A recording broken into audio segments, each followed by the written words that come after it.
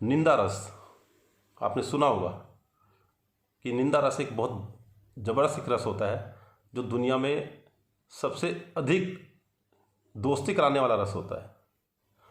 तो मैं हूं अनिल भास्कर और आप देख रहे हैं अतुल्य भारत। आज हम बात करेंगे निंदा रस की। मैं समझता हूं जो लोग उत्तर प्रदेश बोर्ड से पढ़े हैं, यूपी बोर्ड से पढ़े हैं और जो 95 से पहले पढ़े हैं, तो हिंदी की किताब में एक चैप्टर होता था निंदा रस। जब हम लोग पढ़ते थे तो एक हमारे टीचर थे और वो बहुत अच्छे से उसको पढ़ाया भी करते थे। विशेष रूप से वो उस समय महिलाओं को, जो पुरानी जो महिलाएं हमारी होती थी, हमारी माताएं और सब पुराने समय में जो होता था, एक उनके बीच में ज़्यादा प्रचलित होता था। एक दूसरे की निंदा करना, घर में बैठ करके उसकी उसकी उधर ऐसे करना। तो पुरुष समाज उस समय बाहर, घर से बाहर अधिक रहा करता था। तो ये निंदा रस जो है, जो आज भी हमें टीवी सीरियल में देखने को मिलता है, एक निंदा रस ऐसा रस है जो दुनिया में सबसे अधिक सबको पसंद है।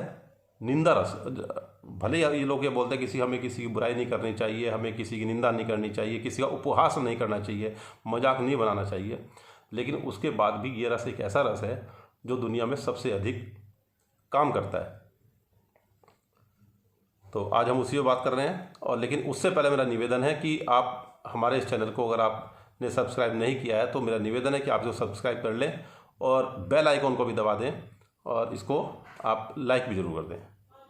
नीचे कमेंट बॉक्स में भी अपना कमेंट दें कि आपको मेरी बात कैसी लगी और उसमें सुझाव भी दें कि हम इसको और बेटर करने में अपना क्या क्या काम कर सकते हैं। तो भाई ये बात करते हैं निंदा रस की। तो निंदा रस एक ऐसा रस है जो पिछले कम से कम 10 साल से भारत में बहुत प्रचलित हो गया है। और निंदा रस की वजह से ही अगर आप देखते हैं, बहुत सारे सीरियल जो आज की तारीख में इतने लंबे समय से चलते हैं, जो टीवी पर हैं, सास बहू से संबंधित हैं और या परिवार से संबंधित हैं, उनमें इस प्रकार से कहने को पारिवारिक हैं, लेकिन असल में बाद में उनमें षड्यंत्र, उसकी निंदा, उसका उपहास, उसका मजाक, उसमें यही चलता है। और ये पिछले जो 20-25 सालों से, 30 सालों से जो टीवी चैनल का युग आया है, जो बहुत सारे चैनलों का युग आया है भारत के अंदर, विदेशों में पहले से था, तो ये बहुत सारे जो चैनल्स हैं आज भी अगर वो अपना काम कर पा रहे हैं तो उसका रीज़न एक ही है कि ये रस एक ऐसा रस है जो हर सबको भाता है। पहले महिलाएं देखती थी, अब पुरुषों को भी उसमें मजा आने लगा है। तो पुरुष भी आज की तारीख में उस निंदा और उस उपहास वाले नाटकों को, सीरियलों को अधिक देखते हैं। इसी तरह की स्थिति हमारी राजनीतिक जो परिदृश्य है आज, पिछले 10 सालों से लगभग 2009 में यूपीए 2 आया था। 2010 के बाद मीडिया के द्वारा, और ख़ास तौर से सोशल मीडिया भी उसी दौरान एक्टिव हुआ। और इसी दौरान आज के जो हमारे प्रधानमंत्री हैं वो भी फेसबुक पे 2010-2011 के आसपास ही एक्टिव हुए थे। तो जो भी उस समय जो भी एक लाइनअप तैयार हुई होगी, तो एक लाइनअप तैयार होने के बाद ये हुआ कि पूरे देश में एक उपहास का वातावरण बनाया जाने लगा, जो आज भी चल रहा है। मैं देख रहा था कि किस प्रकार से बहुत सारी वीडियो को एडिट किया जाता है, विपक्षी दलों को बेवकूफ़ बताया जाता है और उनको मजाक बनाना या उनको एक इस तरह से करना कि उनकी बेसिकली कोई वैल्यू नहीं है। जिन लोगों ने आज तक देश को चलाया, बढ़ाया, आगे लेके आए, आज जिसकी वजह से आज जो वर्तमान सरकार बोलती है कि हम देश विश्व की 5वीं अर्थव्यवस्था बन गए हैं। तो अब कोरोना के बाद क्या स्थिति होगी वो अलग बात है, लेकिन हम 5वीं ताकत बन गए हैं। 2 महीने पहले तक यही बात बोला जाता था, 1 महीने पहले तक यही बात बोली जाती थी। जिन लोगों के सहारे आप यहाँ तक पहुँचे हैं, आज देश का युवा जो विशेष रूप से 1985 के बाद जन्मा है, उस युवा को इस प्रकार से बताया गया जिसे अभी तक सब लोग नालायक और एक इस प्रकार की शख्सियत रही कि जिन्होंने देश के लिए कुछ किया नहीं है। जब कोई फैक्ट सामने आता है तो वो तब ये बोलने लगते हैं कि नहीं नहीं, हम ये थोड़ी कह रहे हैं कुछ हुआ नहीं है, कुछ तो हुआ है। लेकिन जब अगर अकेले में होते तब कहते हैं आज तक कुछ हुआ नहीं है। तो ये एक अजीब सा एक माहौल बना दिया गया है पूरे देश के अंदर। आज मैं चाहता हूँ कि आप इस पर मनन करें कि आखिर हम जा कहाँ रहे हैं, कर क्या रहे हैं। अब निंदा रस के जो हिंदी के एक जो हमारा विषय होता था उस पुस्तक के अंदर, जो एक निंदा रस का, उसमें यही बताया जाता था कि एक निंदा, उसमें पढ़ाया गया था उसमें कि ये एक ऐसा सब्जेक्ट है जिस पे आप कई दिन तक बिना किसी रुके टुके आप इस पे समय निकाल सकते हैं। इसमें कई बार भूख भी नहीं लगती है। उसमें ये भी चैप्टर में ये होता था। और मैं उनका नाम लेना भी चाहूँगा कि हमारे एक जो हिंदी के टीचर होते थे श्री ललित मोहन जी, आज भी हैं। अभी पिछले दिनों उनसे मुलाकात हुई तो बड़ा अच्छा लगा, और वो बड़े रोचक तरीके से अपने विषय को पढ़ाया करते थे, सब्जेक्ट को पढ़ाया करते थे। और उनका निंदा रस का जो सब्जेक्ट पढ़ाने का जो तरीका था वो बहुत ही अलबेला था। तो और वो इस बात को बहुत अच्छे से पढ़ाया करते थे कि ये एक ऐसा रस है जो दुनिया में जो दोस्त नहीं होते उनको भी दोस्त बना देता है, और जो दोस्त होते हैं उनको दुश्मन भी बना देता है। तो ये एक ऐसा इस प्रकार का रस है जिसमें मनोविज्ञान, दर्शन और आध्यात्म और ये सब चीज़ों को मिक्स करके उसको किस प्रकार से कहाँ जोड़ना है, कहाँ तोड़ना है, वो सब चीज़ों को उसका इस्तेमाल किया जाता है। तो हमें ये देखना होगा कि अब ये निंदा रस में हम कहाँ तक आगे पहुँचते हैं। और निंदा रस से सत्ता पाया जा सकती है, सत्ता मिल जाएगी, लेकिन निंदा रस से, उपहास रस से हम किसी भी तरह से देश को नहीं चला सकते, ये भी हमें सोचना पड़ेगा। निंदा रस से आपके सीरियल चल जाएंगे, निंदा रस से टीवी चल सकता है, निंदा रस से मनोरंजन चल सकता है, निंदा रस से हमारा समय पास हो सकता है, निंदा रस से कोई दो मित्र, अगर हम दो अनजान लोग बैठे हों, वो धीरे धीरे बात करते करते हम उसको नज़दीकी ला सकते हैं। लेकिन ये भी तय है कि निंदा रस से आपका घर नहीं चल सकता है, आपका समाज नहीं चल सकता है, आपका देश नहीं चल सकता है। क्या हम कर सकते हैं सुबह शाम तक निंदा करें अपने, मतलब अगर हम 4 बहन भाई हैं या परिवार में 5-7 लोग हैं, माता पिता सहित सब लोग मिला करके, तो हम एक दूसरे की निंदा करते रहे, घर चल जाएगा? नहीं चल पाएगा। तो ये निंदा जो मैं देख रहा हूँ, जो मेरा आज जो ये इस विषय पर चर्चा करने का उद्देश्य बना, वो इसलिए बना कि विपक्ष के नेता एक हैं सांसद जो राहुल गांधी, उन्होंने एक प्रेस कॉन्फ्रेंस की, और उस प्रेस कॉन्फ्रेंस के बाद जिस प्रकार से उनके वीडियो के साथ तोड़ मरोड़ करके किस प्रकार से उसको बनाया गया है, किस प्रकार से उनके बयान के साथ एक एक शब्द को उस पर काट पीट करके और उसको गलत तरीके से पेश किया गया है, और उसमें उपहास मजाक बनाने का एक जो विषय बनाया गया, उससे आगे करना क्या चाहते हैं?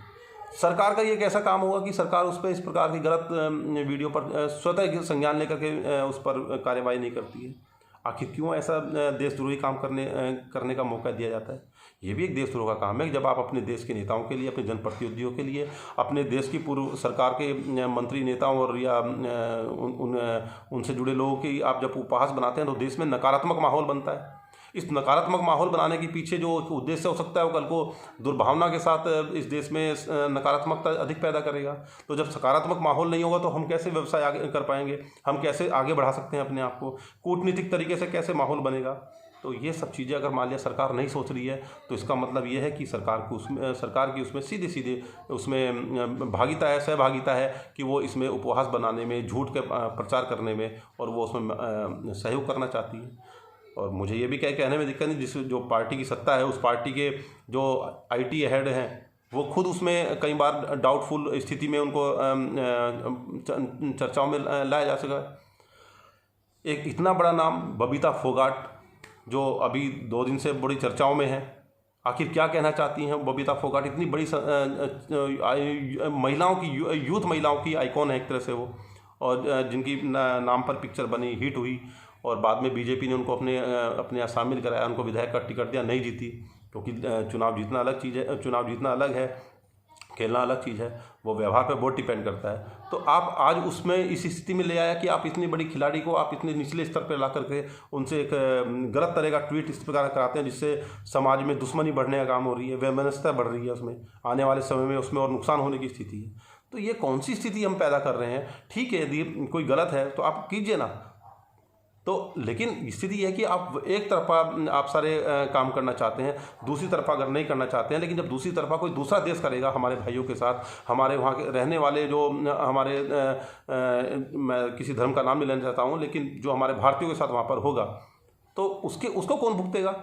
अभी पिछले दिनों सूचना आई थी, एक खबर आई थी, भले ही वो बहुत ऑथेंटिक नहीं थी, कि दूसरे एक देश में वहाँ पे हमारे मंदिरों के साथ कुछ घटनाएं हुई हैं, लेकिन हमारे ठीक है टीवी चैनल्स वगैरह ने नहीं चलाया, बहुत ऑथेंटिक नहीं है, इसलिए मुझे भी नहीं पता कितना क्या हुआ होगा, लेकिन मैंने देखा, मैंने ऑनलाइन जो देखा, लेकिन या वो पुराना है नया है मुझे नहीं मालूम उस बारे में, लेकिन यदि इस प्रकार की घटना होंगी, हम यहाँ कर रहे हैं, दूसरे देशों में हमारे साथ भी हो सकती हैं। पिछले दिनों देखा ना आपने, कूटनीतिक स्थिति पे बहुत बड़ी बातें की कि हमारा अमेरिका से इतनी बड़ी दोस्ती है, हमारी अमेरिका से इतनी बड़ी दोस्ती है। H1 वीज़ा पर वहाँ पर क्या निर्णय लिया गया? बहुत सारे लोगों को वहाँ से बोल दिया गया कि आप 60 दिन के अंदर भारत छोड़ दीजिए, वो अमेरिका छोड़ दीजिए। तो हमारी वो कूटनीतिक वीज़ा कहाँ गई? तो बहुत सारे ऐसे विषय हैं जिस पर हमें निंदा रस से बाहर आना पड़ेगा। और यदि आप ठीक है, अगर देश की जनता भी उसमें सहभागिता करना चाहती है तो देश का भविष्य भी फिर उसका आप बिगाड़ने में आपका एक सहभागिता होगी। लेकिन मैं तो ये कहता हूँ कि जो भी जनप्रतिनिधि हैं, उसमें चाहे मोदी जी हों, उसमें चाहे राहुल गांधी हो, चाहे उसमें सोनिया गांधी हो, चाहे उसमें अखिलेश सिंह हो, चाहे लालू यादव हो, चाहे उसमें शिवराज सिंह चौहान हो, चाहे उसमें अशोक गहलोत हो, चाहे उसमें अमरिंदर सिंह हो, कोई भी हो, चाहे उसमें केजरीवाल हो, मैं चाहता हूं कि हर एक जो भी जनप्रतिनिधि हो उससे एक सम्मान होना चाहिए। क्योंकि जनप्रतिनिधि को मजाक में नहीं बनता है, 24 घंटे आदमी नेतागिरी करके बनता है, बहुत मेहनत से बनता है। और जितना हम लोग उसका मजाक बड़े आराम से बना देते हैं, लेकिन ये मजाक बनाने का विषय नहीं होता है। राजनीति अगर इतनी आसान काम होती तो हर व्यक्ति राजनीति कर सकता था। लेकिन बहुत सारे लोगों को मैं भी देखता हूँ, पिछले 20 साल में देखता हूँ, बहुत सारे युवा एक साल में आउट हो गए। क्योंकि जन सेवा करना, राजनीति करना बहुत अलग तरह का विषय है। हाँ ठीक है, कुछ गलत लोग भी हैं इसमें, 15-20-25% गलत भी लोग भी हैं, लेकिन 70-75% लोग अच्छे लोग भी हैं, जिनकी वजह से आज जब 1947 में सड़कें नहीं थी, 1960-70 तक सड़कें धीरे धीरे बनना शुरू हुई। और आज स्थिति ये है कि जब 2000 में सड़कें बन गई हैं तो ठीक है, हमारा जो युवा है, हमारा जो 1985 के बाद 90 के बाद जो पैदा हुआ है, उसको लगता होगा कि आज की स्थिति में कि शायद ये सड़कें 1947 से बनी हुई है। लेकिन नहीं, ऐसा नहीं है। 1947 में नहीं बनी थी, उस समय सड़कें नहीं थी, उस समय विमान नहीं चलते थे, उस समय विमान बहुत कम थे, मतलब चलते थे लेकिन इतनी बड़ी संख्या नहीं थी, ठीक है ना। और उस समय, आज स्थिति ये है कि उस समय एक अमीरों का फैशन माना जाता था, अमीरों की सवारी मानी जाती थी। आज आम आदमी हवाई जहाज में उड़ रहा है, आज आम आदमी फर्स्ट क्लास AC में चल रहा है, ट्रेन के अंदर यात्रा कर रहा है। आज एक कारें जो हैं, जो बड़े लोगों का शौक का साधन मानी जाती थी, आज वो घर घर में आवश्यकता की चीज़ बन गई है। तो ये सब चीज़ें जो मानसिकता बदली हैं, ये मजाक से नहीं बदली हैं। क्योंकि पिछली पुरानी सरकारों ने मजाक नहीं बनवाई है किसी नेता की। उन्होंने अटल जी का भी सम्मान किया है, तो अटल जी ने इंदिरा जी का सम्मान किया है, राजीव जी ने अटल जी का सम्मान किया है, तो नरसिम्हा राव जी ने सहयोग करके और उनसे आपसी विचार करके उसके बाद अटल जी ने परमाणु विस्फोट किया है। तो ये सब चीज़ें आपसी तालमेल से चलती है, ना कि आप पुराने नेताओं को इग्नोर करेंगे, उनको नज़रअंदाज करेंगे, उनकी मजाक बनाएंगे और उनको निकम्मा सिद्ध करेंगे। तो मेरा निवेदन यही है, आप आम जनता से, मैं सरकार से इसमें कोई उम्मीद नहीं करना चाहता हूं, लेकिन मैं आम जनता से उम्मीद करना चाहता हूं कि आप सबको निकम्मा मत समझिए, ना निकम्मा मानिए, ना उस तरह का प्रचार कीजिए कि जिसमें आपको इस तरह का लगे कि जो पुराने नेता थे या जो विपक्षी नेता हैं, जो आज सत्ता में नहीं है, वो लोग निकम्मे लोग हैं। ऐसा नहीं है। अगर आप भीलवाड़ा मॉडल की बात करते हैं आज कोरोना को लेकर के, तो वो दूसरी पार्टी के लोग हैं। अगर आप आगरा मॉडल की बात करते हैं तो वो इस सत्ता के लोग हैं। तो सब जगह काम अच्छा होता है और कोई भी लोग निकम्मा नहीं है। मैं आपसे पुनः इस बात के लिए कहना चाहता हूं कि इसमें एक सकारात्मक माहौल बनाइए, उस निंदा रस से बाहर निकलिए, वरना मैं इस निंदा रस पे आपसे बार बार बातें करता रहूँगा। और यदि निंदा रस से हम बाहर नहीं निकल पाए, उपहास वाली राजनीति से बाहर नहीं निकल पाए, राजनीति का शिकार नहीं होते रहेंगे, तो हमारे लिए भी बहुत गलत होगा, आने वाले समय के लिए बहुत गलत होगा, भारत के लिए गलत होगा, देश के लिए गलत होगा, और आने वाली पीढ़ी हमें उसके लिए माफ़ नहीं करेगी।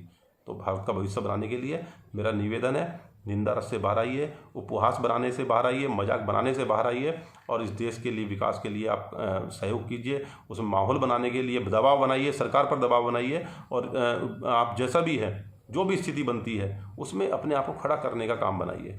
सरकार पे ये दबाव बनाइए कि आने वाला समय जब कोरोना से बाहर हम निकल करके आए, कोविड-19 से निकल करके हम बाहर आएँ, तो हमें एक ऐसा माहौल बने जिसमें हम चीन को पीछे छोड़ करके आगे विकास करने का काम कर रहे हैं। 1920 में अमेरिका बहुत बुरी स्थिति में था, लेकिन अगर वो उस समय निंदा रस में होता तो आज आगे नहीं आता। 1920 में जब महामारी फैली और जब इंग्लैंड बर्बाद हुआ प्रथम विश्व युद्ध और उस महामारी के बाद, तो अमेरिका ने उसमें अपना रास्ता खोला, अपना रास्ता चुना, और आज वो महाशक्ति बना। तो हमारे पास हो सकता है कि माध्यम हो, हमारे पास एक मौका हो कि हम जब कोरोना से निकलें, हम कोविड-19 से निकलें, तो हम इस भारत को एक नया भारत बना सकें।